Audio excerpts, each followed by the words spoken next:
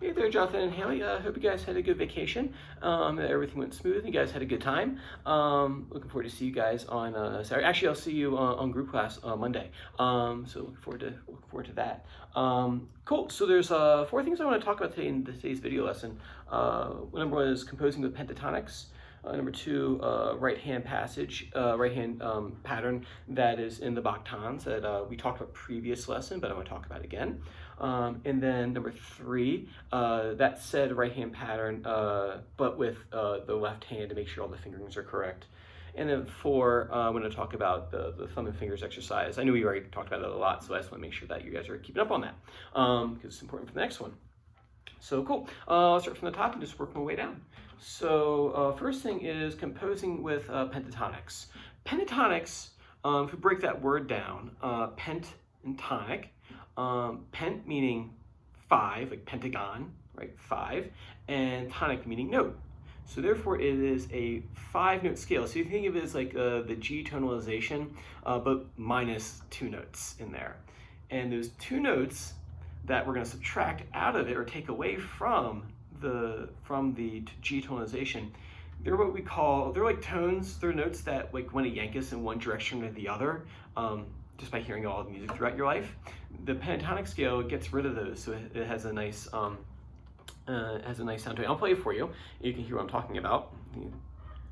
So we have G, A, B, D, and with that right there, I'll play it a little bit and then I'll explain more about what I did.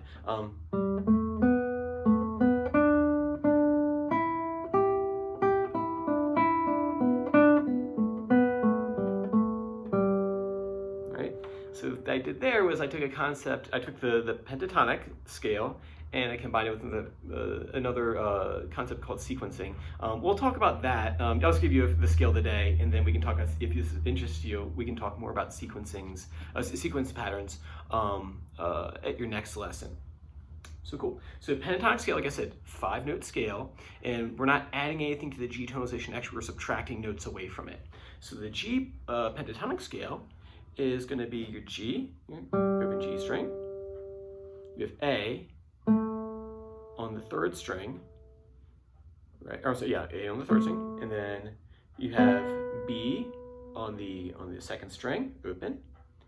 You have D, right?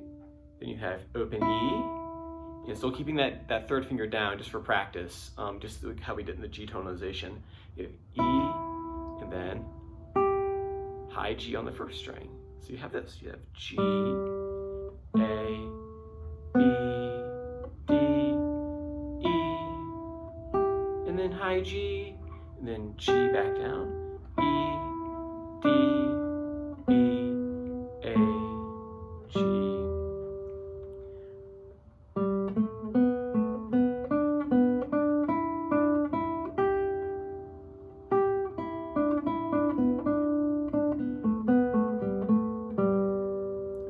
It's kind of a fun one. It has a different kind of quality to it. It's almost pentatonics. You find them all over the place. You find them in rock and roll. You find them in Asian music of Africa. But for me, it sounds very, very Asian-y.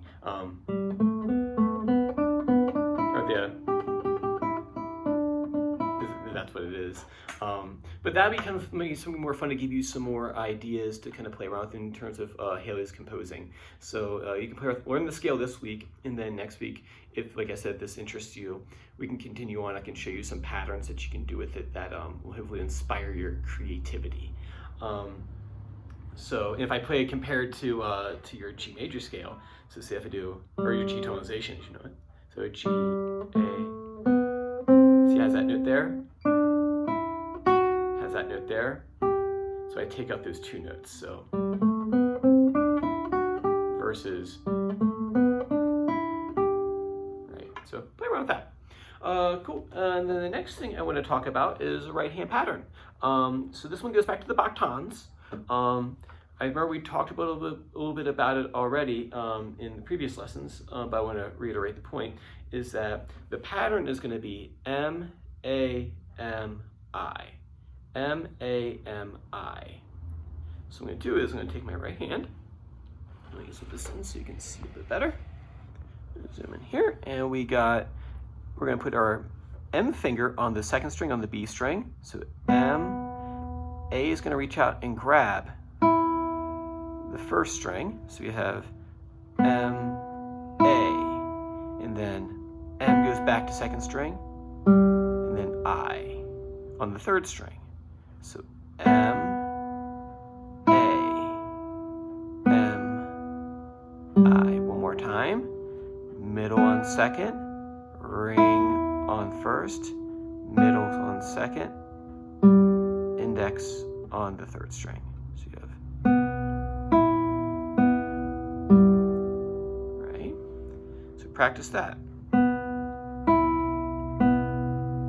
One thing I see when students are doing this is they'll do this. And these guys will kind of float away. Sometimes what I like to do is I'll put a piece of paper or something. Let me actually find one. So I take, I guess paper here. What I find is just gently placing the paper in between, the index in the middle, and just try playing the ring finger. You see here, everything's planted the way it was before, right? All I'm doing is putting this in here, and you want to just gently. You don't want to crush the paper like this, right? You don't want to squeeze it. You just want to place it there and just hold it very gently. And just practice going ring finger back.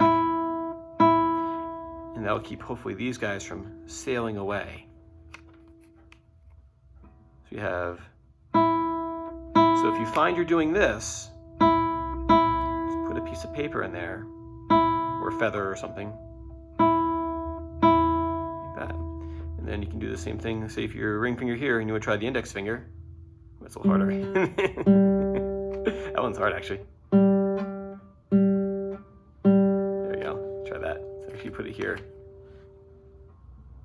it's going to go away. And right now I'm using the index finger.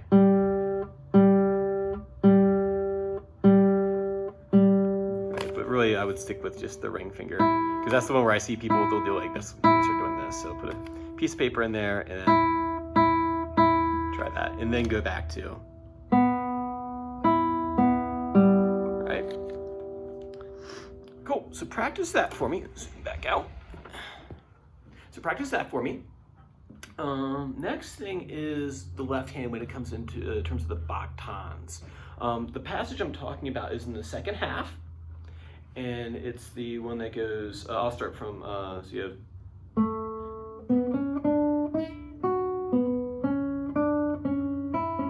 that right there, right? Bum, ba, da, dum. And we're gonna take it, first we're gonna just look at the notes first. Remember that this is all based around the D major scale, so we're gonna use that finger. So when I play, this D right here on this part, so the part I'm talking about is this.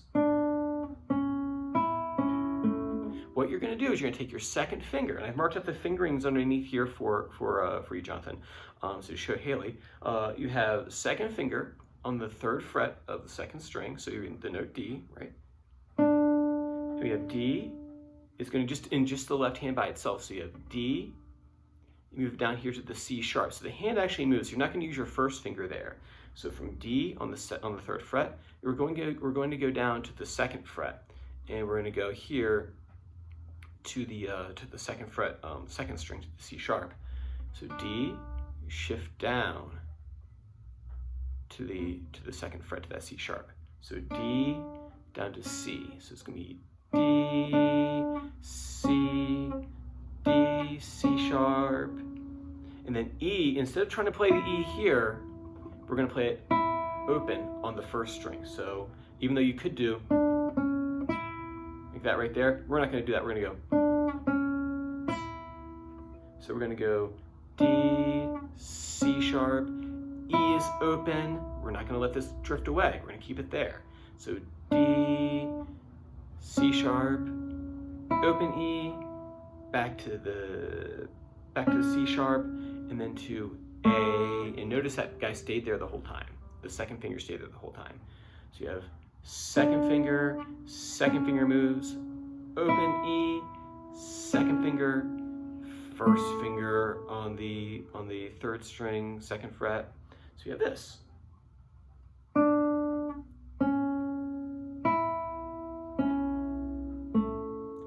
So that D right there, the first D,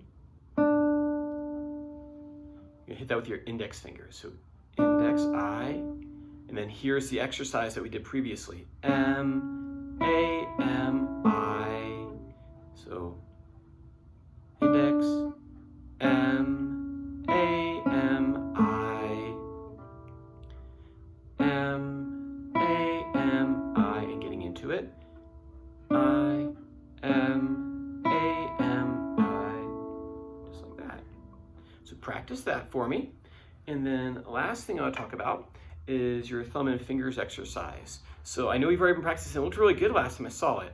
So I need to keep on working on it because we're going to need that pretty soon for when we start work on with steady hands. Getting close to the end of that first book. So we have thumb, index, or you can do it on first string. So thumb, index, thumb, middle, thumb, index, thumb. Remember, keep your hand like jello. Remember, you're doing this stuff with the metronome. We go twice as fast. You burst it. But I want you to remember, keep your hand like jello the entire time. So when you go fast, it's not like you tighten up all of a sudden. Like, say if you're going to go run, you're walking off, you go run, you don't tighten your legs up. All of a sudden, you relax.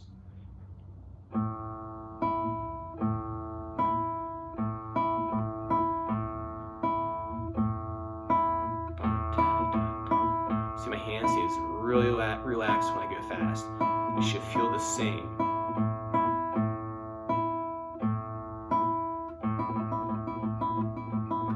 So I'm not tightening up at all. Just like jello. Just like that. Cool. So work on that exercise.